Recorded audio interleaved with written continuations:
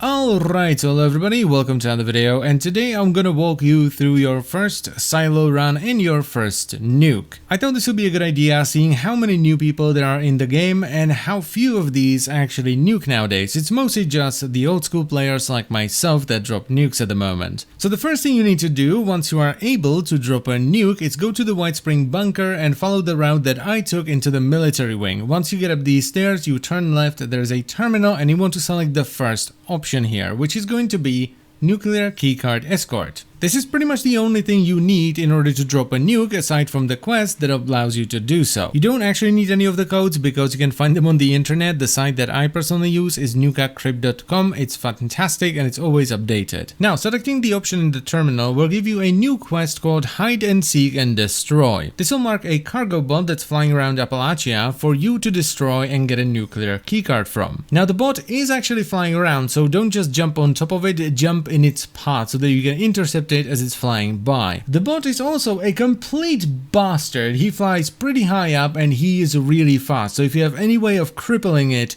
use it. Now, once you shoot the bot, it will sort of take off and fly away from you, but it will eventually stop and start flying in circles, and that's when you want to intercept it. Don't try to chase after it while it's flying away because it's just too damn fast. Once you finally take the bot down, it will drop the box that it's carrying, which has the keycard, so go to the box, unlock it with a bobby pin, and get your keycard. Unauthorized access of secure transport container. And now you simply have to pick one of the nuke silos. So we have Site Bravo in the northern section of the Savage Divide, Site Alpha in sort of the middle section of the Savage Divide, and Site Charlie in the southern section of the Savage Divide. It doesn't matter which one you pick because they're identical on the inside. However, there is a cooldown on the silo, so if someone launches a nuke from Alpha, you need to go to Bravo or Charlie. Now, when I first started doing nuke runs, I was really worried about whether or not I'm actually strong enough to do it, and I see a lot of other people being worried about that as well, but if you're strong enough to clear max level West Tech of all the super mutants, you are strong enough to do a silo. Before you go into the silo though, make sure you have either a lot of Radex and Radaway, a hazmat suit, a full set of power armor, or the Chinese stealth suit, because there's a highly irradiated section that you have to make your way through. Now, the game will sort of guide you through the nuke silo, but it adds a lot of fluff on top of the things that you actually have to do to progress through the silo, and you can skip the vast majority of this. So the first thing that you actually have to do when you first get into the silo and you exit the elevator is find an old biometric ID card. These spawn randomly throughout the first section of the bunker, and you will find them on like tables, desks, shelves, and that kind of stuff. And this is what it looks like, an old biometric ID card. Once you have this, you want to head over to the medical wing, which is very easy to find. This first section isn't too complicated. There isn't an awful lot of stuff. By the way, here is a gym. You can pick up an awful lot of lead here, though it is also incredibly heavy, so you'll probably be over encumbered. And all you really need to worry about here are some basic bots and ceiling turrets. Once you make your way to the medical wing, which shouldn't take you all that long, you might want to close the door behind you so you don't get shot as you're getting into the machine.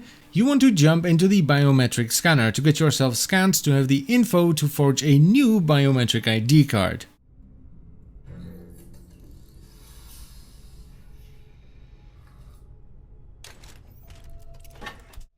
Now you will have to backtrack a little bit, basically all the way to the start of the bunker, which once again shouldn't take you all that long because this section is not that big. So here we are, here is the door that we entered the section with. You just want to go straight past it to this machine right here. The first thing you want to do is swipe the card in the ID card eraser.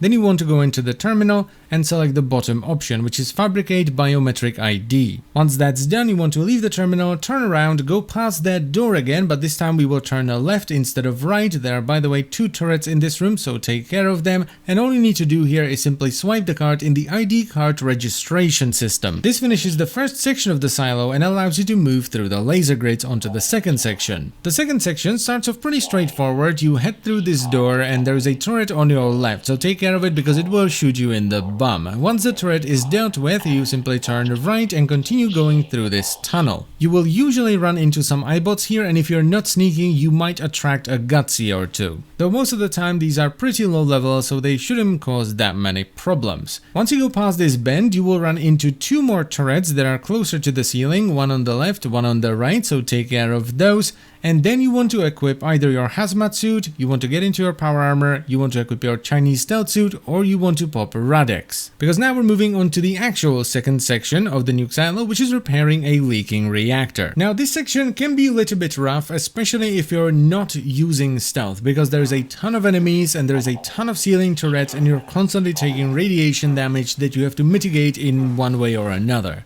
But it's definitely doable because I did it. I did the silo with pretty much every build you can imagine. So simply head through the anti-radiation showers into the reactor room. Just don't forget to put on your hazmat suit or stuff like that, because you are going to take a lot of rads otherwise. Now this room, as I've said already, can be pretty rough because on top of having quite a few bots rolling around, it also has a ceiling turret in every corner and there is a lot of corners. Now there is a way to make this room quite a bit easier if you take the first door on your right as you enter the reactor room, which usually has a gutsy in it, because this room has a level 2 terminal that allows you to hack the turrets so they target the robots instead of you. But anyway, what you want to do here is simply follow the objective marker, which leads you to a terminal that allows you to shut down the reactor, and you want to shut down the reactor. Now the reactor will only be offline for 3 minutes, so you need to finish this section in 3 minutes, otherwise the reactor boots up and you have to do it again. And what you need to do here is simply run around and fix all the leaking pipes. So all you need to do now is simply run around the reactor room and fix all the pipes that are leaking radiation. Now in the beginning the pipes will not be marked, so you need to find them on your own, but eventually the pipes will be marked once you get down to like 2 or 3 remaining. Once you fix all the pipes, you can either wait for the reactor to boot itself or you can go back to the terminal and boot it manually. Now I originally wanted to have all of this in sort of one take so you can see what to do, but this section is just kind of long. There's a lot of robots, a lot of ceiling turrets, and you have to repair a lot of pipes. So now, fixing the reactor will do 2 things. First of all, it will open these bulkhead doors, which is also the way forward, and it will remove the radiation that was leaking out. So if you're wearing something like a hazmat suit, you can now take it off. Now, this finishes the second section of the silo, so head through the bulkhead doors and through the room that's behind the bulkhead doors into a tunnel that leads to the third section of the silo. Here, you will have to make your way through multiple laser grids, and this time around, you will do it by tearing out cores from the mainframe computer. Also, there's a lot of ceiling turrets in this section as well. Now you can either just activate the mainframe cores, which will tear them out one at a time, or if you have an explosive weapon or some grenades, or you kill a legendary robot near them which explode, you can just blow them up, which is way faster. Now there are some doors in this section that you can bypass with a bobby pin, so you can skip a little bit of this, but I wouldn't necessarily recommend you swap into your picklocking perks just to get through this, because destroying the mainframe cores is very simple, especially if you have an explosive weapon on you. This is also, by the way, when I realized that somewhere along the way while recording this I got myself a mutation, and it was the worst one I could have gotten. It was grounded, which reduced the damage of my Gauss pistol, which is otherwise fantastic, by 50%. And I thought about going through the silo again and re-recording it just so I could do full damage and get it done faster, but then I thought, you know what, it's probably a good idea to show you a run when I'm not doing all the damage in the world, because not everyone is gonna have a bloodied Gauss pistol like I do. Here, by the way, is one of the doors that you can unlock if you have 3 lockpicking perks to bypass a portion of this section, but I'm not actually sure that it does anything because you have to destroy the mainframe anyway. But anyway, once you destroy enough of the mainframe to get through the first 2 laser grids, you will go into the third and the biggest room in this section. It is also the final room here. Now this one is a little bit rough once again because it has 2 assaultrons,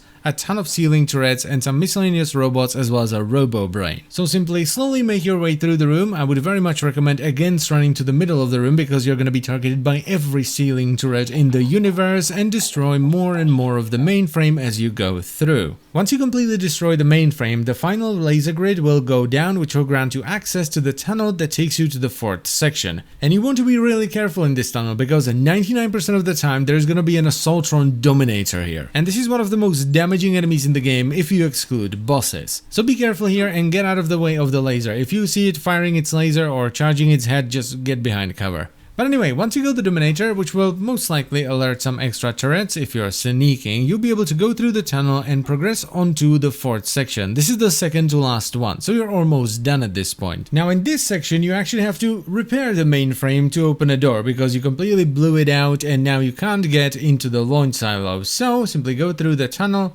head through the door, and we're on to the next section, which also has a lot of ceiling turrets, but there is once again a terminal hidden behind the door that you can hack, so the turrets attack the robots instead of you, and the door is in this first room on the right. Now, once you clear the first room, you will go through the door labeled storage and you will have to fight a sentry bot. However, there is a turret to the left of the door as soon as you enter, so deal with that first. There is going to be a lot of other robots in here as well, so deal with them as you see fit, and please don't forget that sentry bots explode on death even if they are not legendary. Now, I had a bit of a funny thing happen here, and I thought I would share it with you because of how ridiculously unlikely it is. So I killed the sentry bot, I decide to go back, a RoboBrain decides to show up, I shoot it, kaboom, there goes the sentry bot, and I'm like, alright, let's go back in. I go back in, and then this happens. Now, the only explanation I have for this is that I killed a sentry bot, which then exploded, killing a legendary gutsy that's lying on the floor over there, which then exploded with a delay, killing me. But getting back to it, and by the way, you do have to do like a full corpse run when you die here because it spawns you in the elevator at the very start, though it doesn't take very long to get back to where you were because you don't have to deal with any of the laser grates or the reactor anymore. So your objective here is to repair the mainframe so you can open the door and get to the launch silo. And the way you do this is simply accessing the mainframe just for a split second so that it can blurt out an error that the mainframe is fried, and then you have to take out all of these damaged mainframe cores one by one. Now there are two things you can do here. The slower one is search the entire storage room for replacement mainframe cores, or the faster one, take them to a nearby tinker bench where you can repair them with a little bit of circuitry and steel. Now to get to the tinker bench, you simply go to where the sentry bot was when you first entered the room and go through the door. And there it is. So go there, repair the mainframe cores, and insert them back in. You can find the mainframe cores under quest items. Once you have all the mainframe cores ready to go, you simply slot them back into the mainframe, access the terminal, and open the door. And with that, we are ready to move on to the final section of the silo, which is the launch silo. Now in this section, you're going to do pretty much just a basic defense event where you have to defend some bots as they run through launch preparations, but before you do any of that, what you want to actually do is go through the entire final section and kill all the robots you see and all the turrets you see, which will now be mounted on the walls as well. This will make the actual defense portion of this much easier because especially if you're solo, you're gonna be pulled in many different directions because there are 5 robots that you have to defend towards the end and they can get destroyed very easily, which is not a big deal, but it does slow the event down. So just go around, destroy everything you see, but be careful because there are 2 assaultrons in here. Now one thing I want to point out here is that this video is meant for newer players, you know, people that are gonna run through the silo for the first time so that they can have a little bit more confidence as they jump in. All of this can of course be done much faster if you have a really good build, you know what you're doing, and you know where everything is. I mean, some people can get this done in like 5 minutes. But anyway, skipping ahead a little bit, and you didn't really miss much here, I was just running around all over the place, killing robots and destroying turrets, and you by the way want to check all the side rooms and the side corridors because that's where your robots are gonna spawn and they're gonna take damage as they're running to their consoles if you don't go through these rooms as well. So once you're done with clearing this entire section out, you want to follow the objective marker to the terminal and select the final option, which is Initiate Launch Prep. This is what starts the defense event and will spawn some additional robots as it goes on. Now the defense event starts off pretty straightforward because you only have to defend one robot to begin with, which will sit on this upper section and operate its console, progressing the bar you can see at the top right corner of the screen. But as it goes on, you will have to defend 3 robots and eventually 5. Now as I've mentioned already, losing any of these robots isn't the biggest deal because you can just replace them by going to the room where they spawn, accessing the terminal and fabricating new ones, which by the way will be marked with a quest marker if your robot is destroyed and you can fabricate a new one, but it will slow down the launch prep because the more robots are working at their consoles, the faster it goes. Once the launch prep progress bar at the top right corner of your screen fills up, the launch prep is done and all the robots will be deactivated. And that's it, you can now launch a nuke. And you do that by first inserting the card that we got from the cargo bot on the left, then entering the correct code for the silo you are in for the week on the right. Once again, you go to nukecrypt.com and for this week, for me it was 36758 567 There we go. And finally, you go to the targeting computer and pick a spot where you want to launch the nuke. Now you can't launch it into the forest just so new players aren't constantly bombarded by nukes, so that's a safe zone right there, but you can drop it anywhere else. Now most people will probably drop it on Fisher Site Prime to spawn the Scorch Beast Queen, and if you're gonna do that, don't do this. Don't center the nuke on Fisher Site Prime, because you don't want to fight the Scorch Beast Queen in a nuke zone. You instead want to put it around here, because this way you can actually fight the queen outside of the nuke zone so that you can actually see what's going on and you are not taking constant rats. Now the reason why you position it like this and you go below Fisher Site Prime is because Drop Site V9 is kind of like the fortress that we players use to fight the Scorch Beast Queen. And if you position the nuke so that it's just below Drop Site V9, people can actually fast travel to it without taking any rats even during the event, and it's just great. So once again, if you want to throw the nuke at Fisher Site Prime and spawn the Scorch Beast Queen for the server to fight, don't center it on Fisher Site Prime, but drop it right about here instead. Also, I see a lot of people nuking random parts of the map to try and get the Wendigo Colossus, but it can actually spawn even if you nuke Fisher Site Prime, because I ran into the Wendigo Colossus a few days ago after we did a queen. And that's pretty much it, so I thank you very much for watching. As always guys, I hope you've enjoyed the video and it was helpful. I wish you good luck with your run, and I will see you next time. Bye bye.